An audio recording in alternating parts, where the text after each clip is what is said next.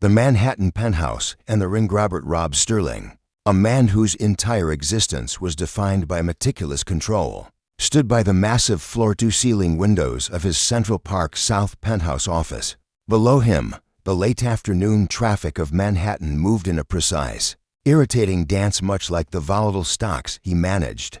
At 58, Rob was the founder and CEO of Sterling Capital, a private equity firm that specialized in ruthless, high-yield acquisitions. His success was built on two things: never letting emotion dictate a financial decision, and an almost preternatural ability to read people's true intentions. He was poring over the queue for projections for a hostile bid on a defunct tech firm. The figures spread across his mahogany desk like battlefield maps. When the door to his office suite burst open, without a courtesy knock, Jackson Sterling, his only son, strode in. Jackson, 27, was handsome, eager, and still possessed the kind of reckless optimism Rob had shed somewhere between his first million and his 10th. But it was not his usual boundless energy that seized Rob's attention. It was the velvet box Jackson held aloft, catching the severe fluorescent light of the financial district. "Dad." "Checkmate." She said yes. Jackson's grin was blinding, boyish, and utterly triumphant. "I proposed to Anya Hayes last night." Rob's hand, holding a vintage Mont Blanc pen, froze mid-calculation. He slowly straightened, his three-piece suit custom-tailored on Savile Row remaining perfectly still. He let the silence expand. "For months, Jackson," Rob stated, his voice a low, gravelly rumble that often silenced trading floors. "You've known this woman for barely 4 months." Jackson waved the box dismissively before snapping it open to reveal a diamond that seemed to defy the laws of carats. "When you know, right? Isn't that what you always told Mom? You proposed to her after 6 weeks of dating." The comparison, meant as a loving justification, landed like an unexpected, painful blow. Rob's wife, Emily, had died 5 years ago, leaving a void in the polished steel of his life that he had never filled. Their love was an anomaly, an irrational spark in Rob's otherwise calculated existence. To compare it to this whirlwind engagement felt like a desecration. Rob set his pen down precisely on the leather desk pad, buying himself 3 seconds to restructure his face into an expression of muted paternal support. "Emily was different. We were younger. This is fast, even for a New York romance. She's brilliant, Dad. She's not just some socialite. She understands finance. She speaks 4 languages. She just finished an incredible contract on a consulting basis for a major global bank. She's the kind of partner I need. Not just at home, but for the future of Sterling Capital." Jackson's excitement made him restless, pacing the office like a caged lion. "I want you to meet her. Properly. Dinner. Tonight." "My club." "No," Rob corrected, retrieving his phone. "My turf. I'm booking a table at the Reserve. Tonight, 7:30. Black tie. I need to vet her, son. It's what I do, and what you should be doing." Rob arrived at the Reserve, a dimly lit, exclusive establishment in Midtown, 30 minutes before the reservation. He chose a corner table, ensuring he could observe their entrance and control the sightlines. He ordered a single malt scotch, letting the amber liquid settle his nerves. Through the smoked glass of the entrance, he watched them arrive. Jackson looked sharp, if a little too eager, but it was Anya Hayes who commanded the focus. She wore a floor-length emerald gown that contrasted sharply with her dark, severe hairstyle. Her hand rested possessively in the crook of Jackson's elbow. The introductions were performed quickly. Anya's handshake was firm, lasting a fraction too long, her gaze unwavering. Her eyes, a striking pale green, did not look at Rob. They assessed him. "Mr. Sterling." Anya's voice was smooth, possessing a slight, unidentifiable European lilt. "Jackson tells me you built Sterling Capital from an initial $500,000 seed. Impressive. What's the current assets under management AUM?" Rob felt an involuntary tightening in his chest. A casual acquaintance would ask about golf or art. A serious one would ask about methodology. This was an inventory question. "We focus on strategic acquisitions, Ms. Hayes. Quality over volume." Rob replied, maintaining eye contact. "The AUM is sufficient for our purposes." "Smart," she conceded. accepting the crystal glass of Riesling the waiter presented. Though with the current market volatility, it seems like a prime opportunity to acquire distressed debt portfolios. Opportunity often knocks loudest when the market is panicked. Rob steered the conversation away from finance, hoping to find a seam in her polished facade. Jackson mentioned you're originally from the East Coast. What brought you to New York, and what was your background prior to the consulting work? Enya's smile was practiced, flawless. Oh, you know how it is, Robert. Sometimes one needs a fresh start. New city, new energy. Besides, the pace of the financial district is addictive. You asked about background. I was briefly in asset management, but found the bureaucracy stifling. I prefer the freedom of private consulting. Family still in Boston? She didn't flinch, but her fingers momentarily traced the rim of her wine glass, a tiny, almost imperceptible tell. Jackson, darling, you said the Wagyu here was phenomenal. Should we order it?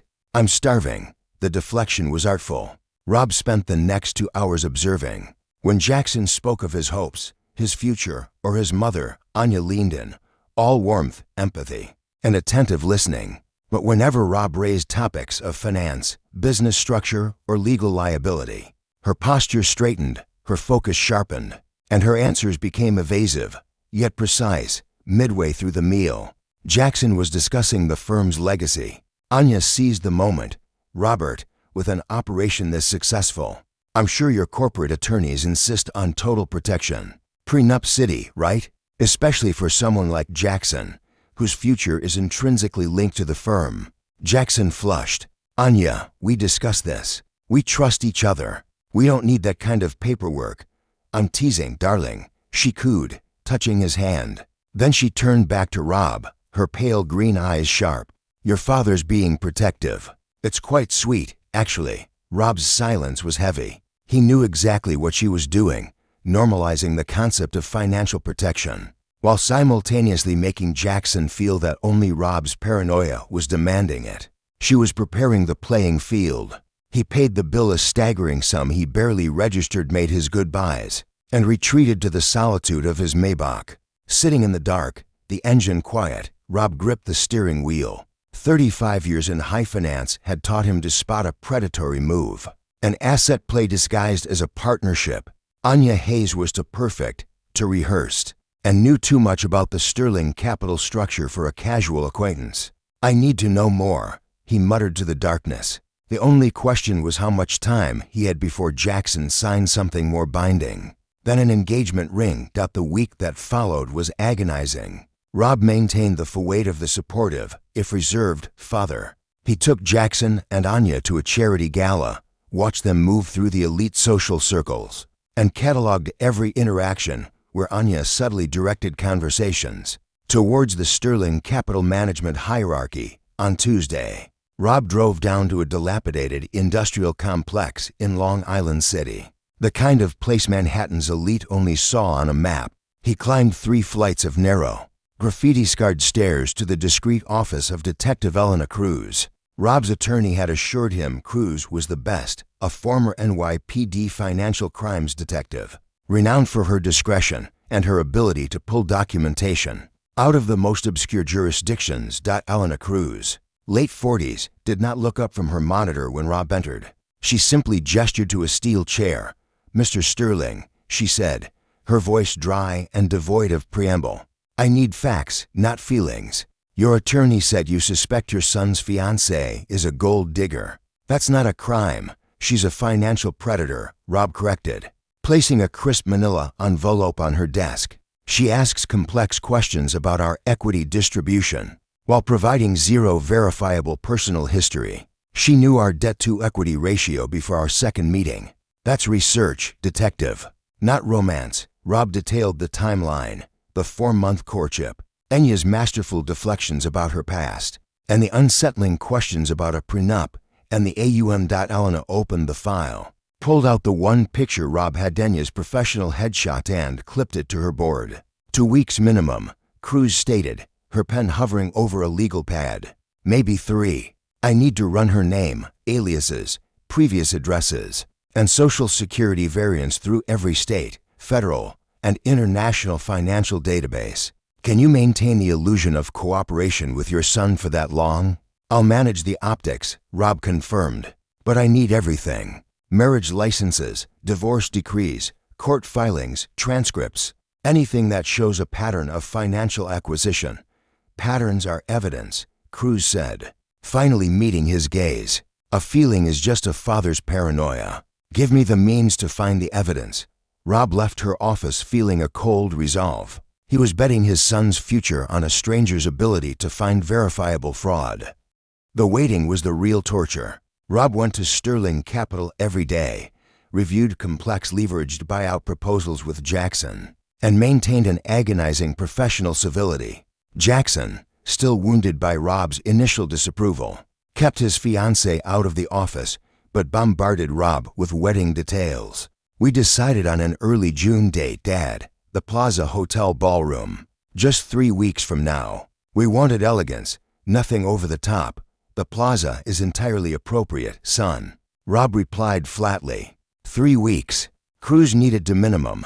A week later, Rob saw Anya at the firm's annual charity auction. She was playing the devoted fiancé, charming Rob's partners and speaking about the firm's incredible potential for horizontal growth.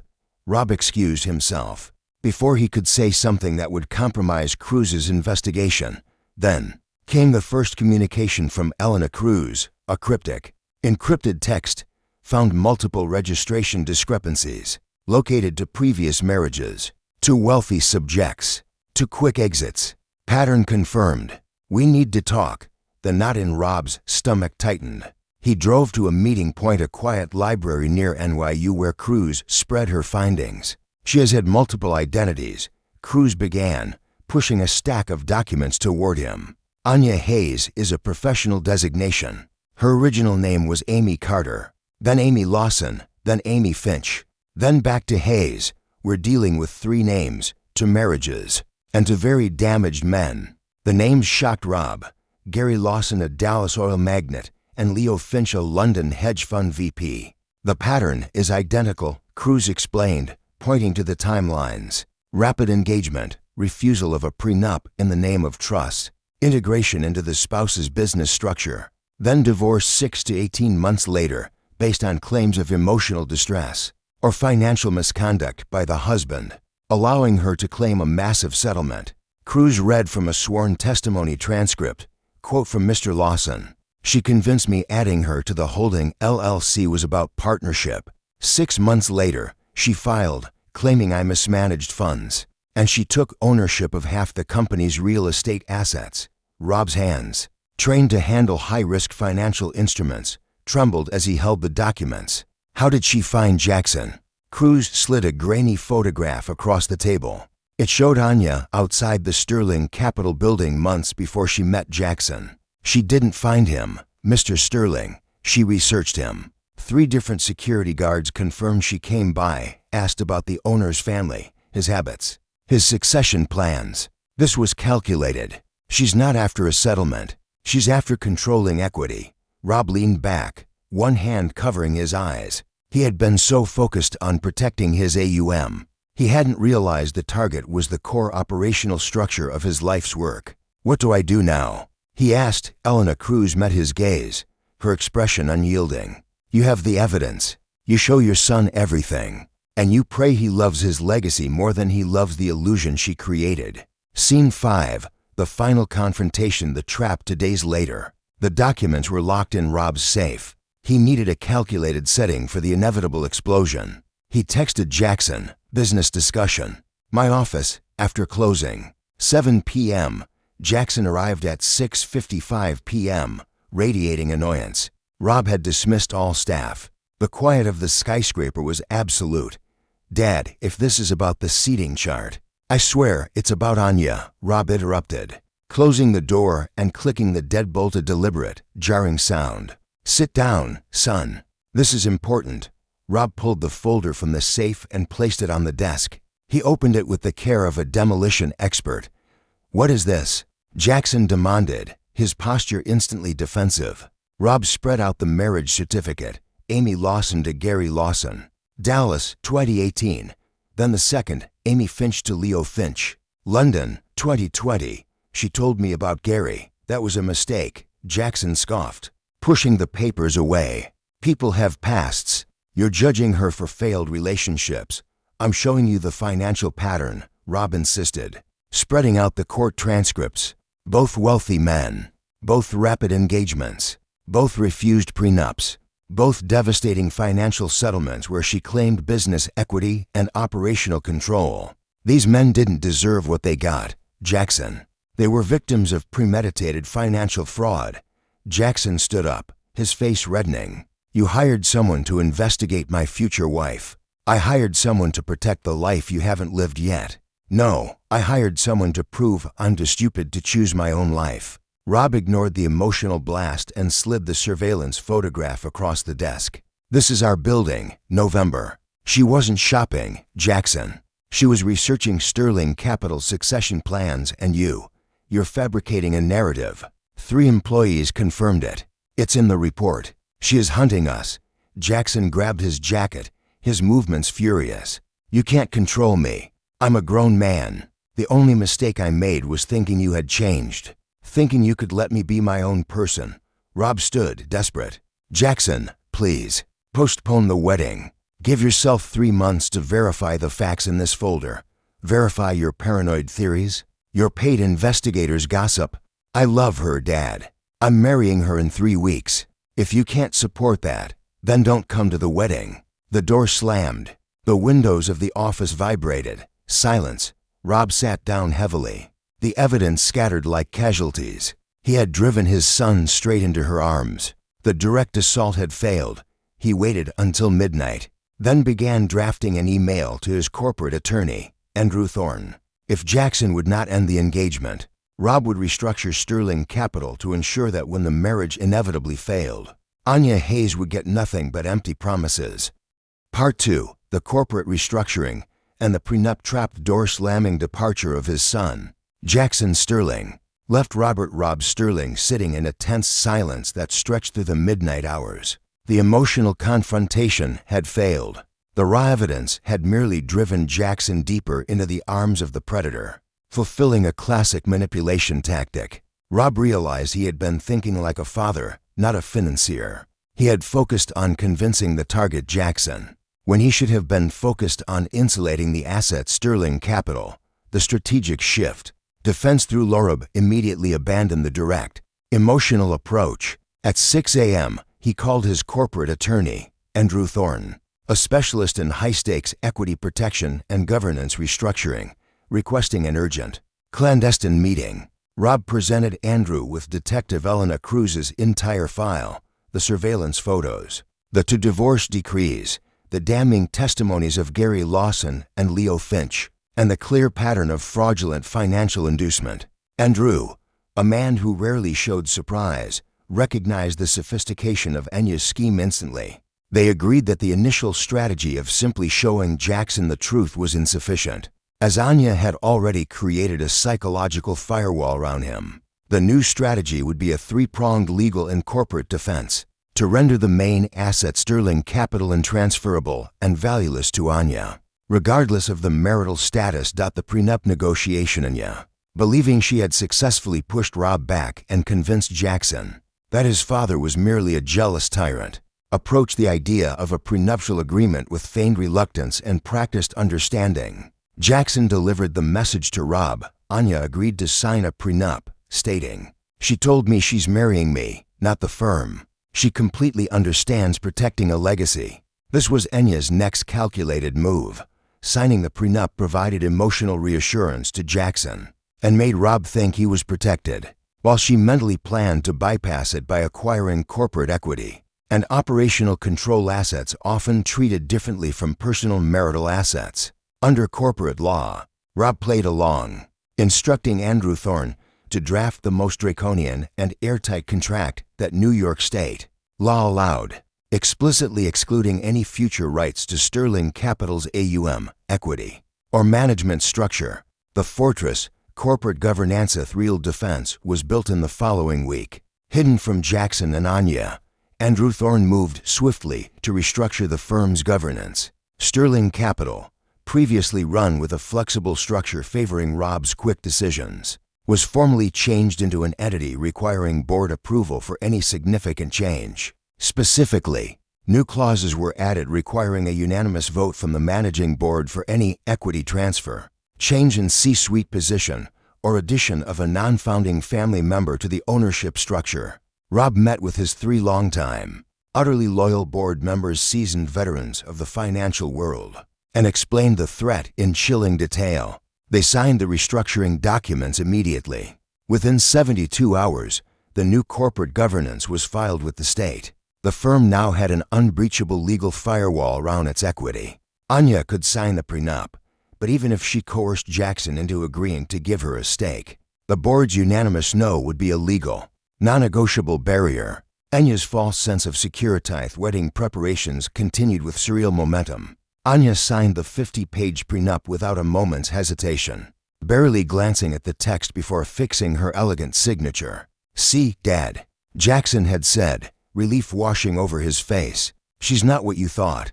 Rob merely smiled, offering a hollow congratulations, knowing that Anya saw the prenup as a temporary annoyance she planned to nullify by gaining control. From within the corporate system, she believed she had won the first round by securing the marriage date and convincing Jackson to trust her over his father. Rob, meanwhile, had ensured that when she inevitably tried to transfer equity, she would hit a legal dead end. He had sacrificed the relationship with his son temporarily to protect his son's financial future. The honeymoon and the evidence consolidation. Jax and Anya departed for a week-long, luxurious honeymoon in the Caribbean. This absence was crucial. While Jackson was distracted, Rob consolidated his resources. He had a vital, encrypted video call with Leo Finch, ex-husband number 2, the London hedge fund VP, and Gary Lawson, ex-husband number 1, the Dallas magnate.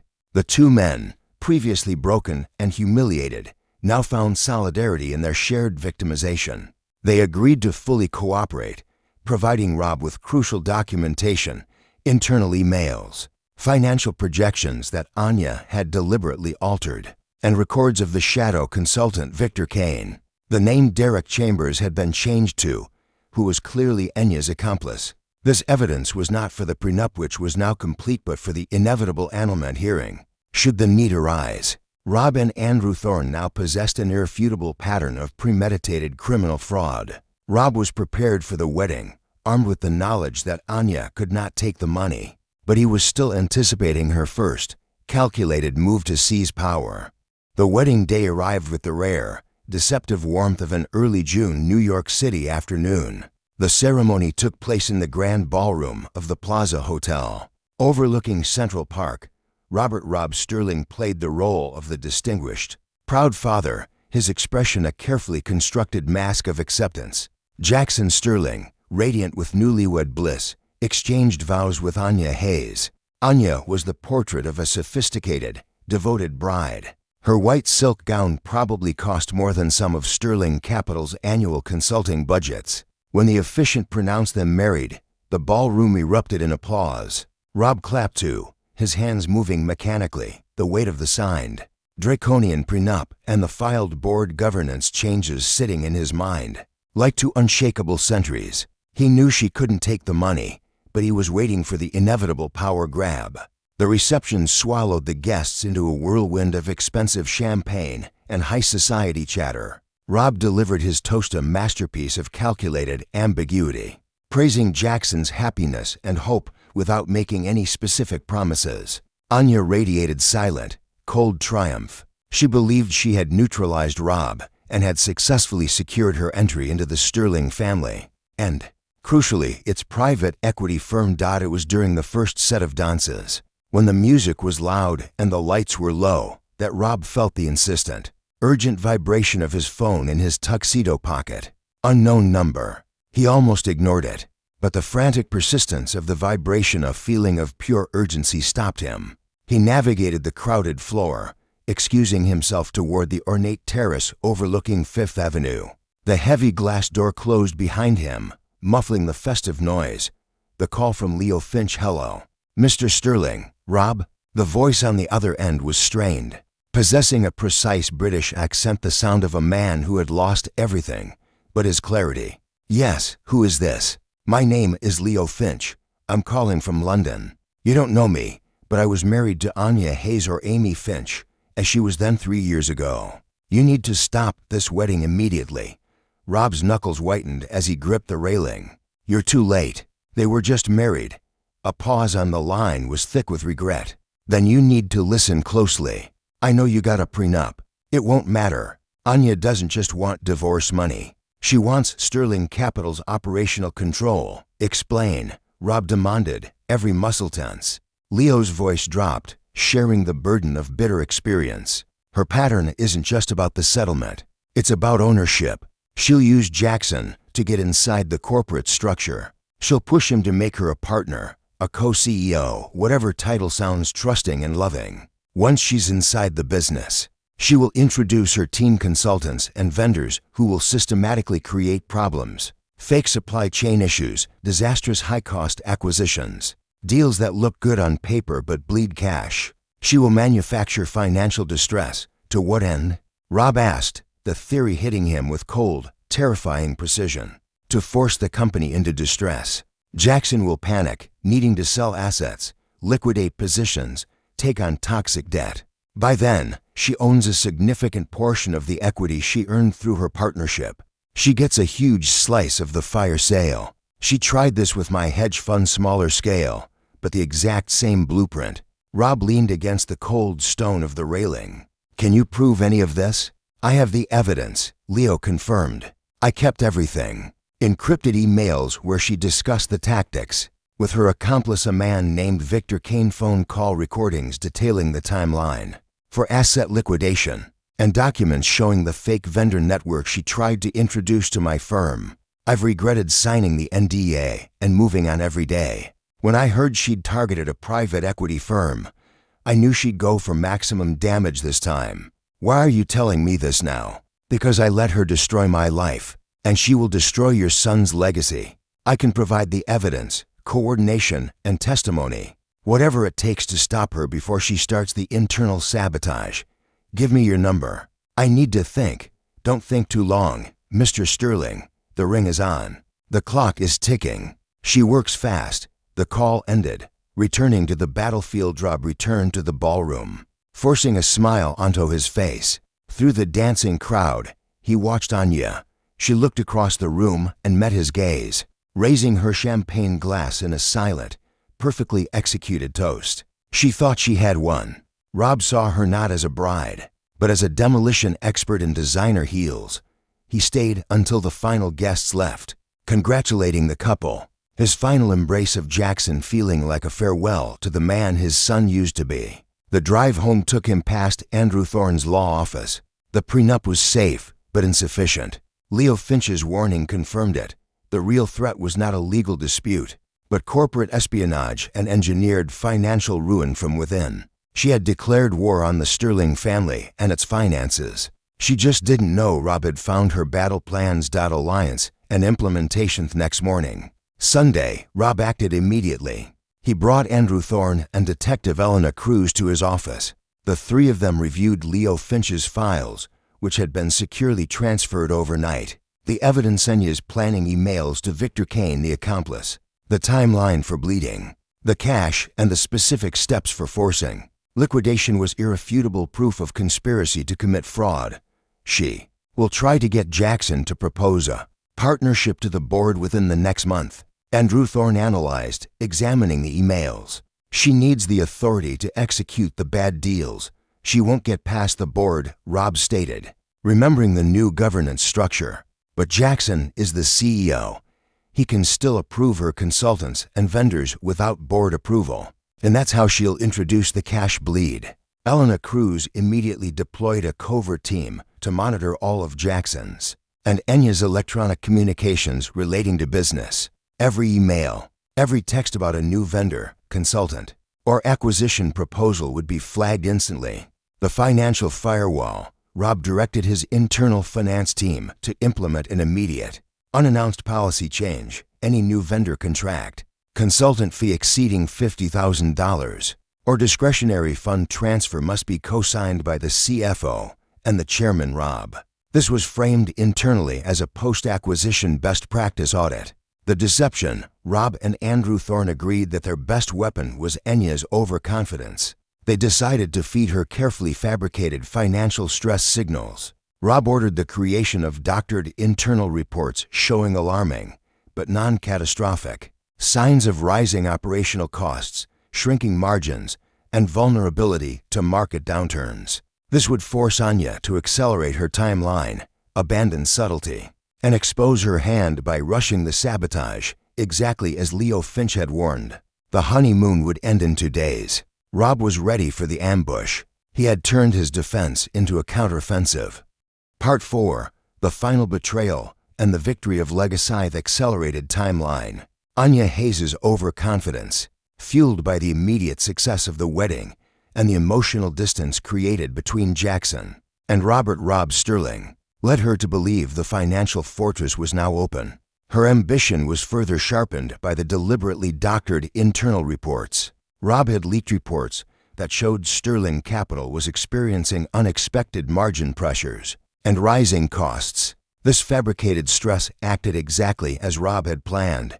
It forced Anya to abandon subtlety and accelerate her timeline for sabotage. 7 days after the honeymoon, Anya made her first tangible move. Jackson called Rob, attempting to sound casual, but his underlying excitement was palpable. "Dad, I want you to meet Victor Kane. He's a brilliant strategist." Anya found he worked with some major investment houses in London. "He's going to consult on optimizing our operating expenses." "Victor Kane," Rob repeated, the name of the accomplice identified in Leo Finch's emails. "That's a significant expense. The firm's new policy requires a co-signature for any consultant over 50,000. Anya, listening in, took the phone. Her voice was syrupy. "Rob, darling, this is a strategic investment to protect Jackson's asset base.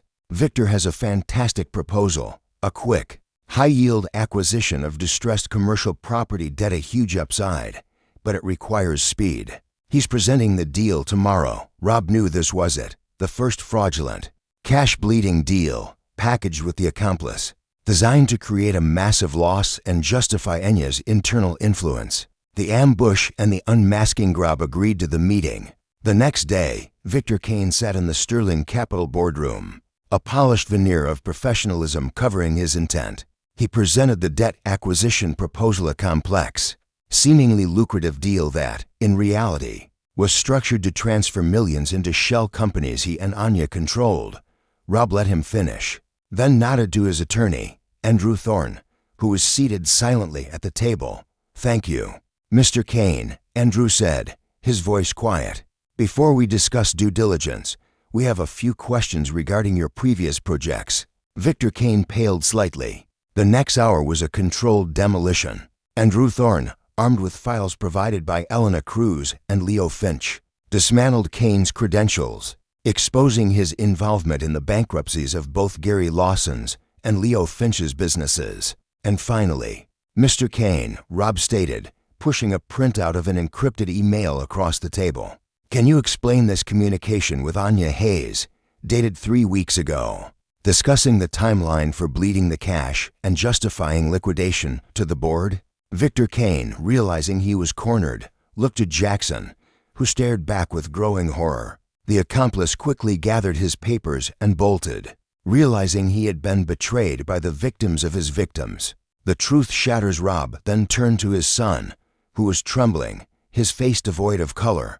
"Jackson, I need you to come to my office, now." In the solitude of the penthouse office, Rob laid out the evidence, not as a father accusing a son, but as a chairman presenting undeniable facts. He showed Jackson the full file, the surveillance photos, the testimonies, the 2 previous divorce decrees, and finally, the email from Anya to Victor Kane, discussing how to use the distressed property deal to force Rob out and seize control. "She loves what you represent, son," Rob said quietly. "Access, control, this company. Every word, every touch, every promise she made since November was a lie designed to destroy this firm and take half the wreckage." The realization hit Jackson with the force of a physical blow. He finally saw the cold, calculated machine beneath the perfect, loving facade. Jackson left the office at 10 p.m., carrying the folders, He drove straight to his empty apartment. At midnight, he called Rob, his voice hollowed out by shock. "She's gone," he whispered. "She took a few things, but she's gone. Everything." Was a lie. "Come home, son," Rob replied, the paternal protective instinct now fully unleashed. "We will deal with this together." The annulment and the aftermath. Next morning, Andrew Thorne filed for marriage annulment in New York Supreme Court, citing fraudulent inducement with over 40 pages of irrefutable evidence. This was not a divorce. It was a legal declaration that the marriage was void ab initio from the beginning, due to Enya's criminal intent to defraud the business.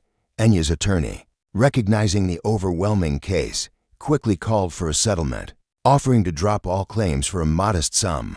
Andrew Thorne's response was immediate and final. "No settlement.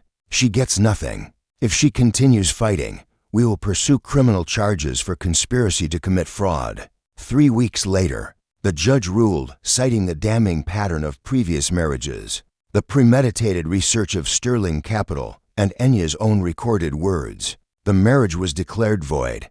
The victory was hollow for Jackson. He spent the following months in deep recovery, processing a betrayal that had cut to the core of his identity and trust. Rob, despite his profound relief, never said, "I told you so." Instead, he repeated, "You're not stupid, Jackson. You're human." She was a professional. The legacy securedly, Jackson returned to Sterling Capital. He began to see the firm not as an inheritance or an obligation, but as something precious, something worth fighting for. The trauma had sharpened his focus, turning his youthful enthusiasm into mature, strategic commitment. 1 year later, Rob stood next to Jackson at a press conference announcing the successful acquisition of a major distressed asset portfolio, the kind of aggressive, high-yield deal that defines Sterling Capital. The deal was Jackson's brainchild, meticulously researched and executed. "I realize this company is worth fighting for," Jackson said to Rob later, looking out over the illuminated New York skyline. "Like you fought for it and for me all along." Rob looked at his son, wiser, stronger, scarred but whole. The revenge wasn't the annulment or the money Anya didn't get. The victory was Jackson, standing tall, purposeful, and fully engaged in his own legacy. "She almost won," Jackson admitted quietly, looking back at the city lights. "No," Rob agreed, placing a steady hand on his son's shoulder. "She didn't come close, because winning wasn't about the money she failed to steal. Winning was this: you, standing here, ready to build everything she tried to destroy." If you like history, please like this video, subscribe to the channel, and share your impressions of this story in the comments. To listen to the next story, click on the box on the left. Thank you for watching.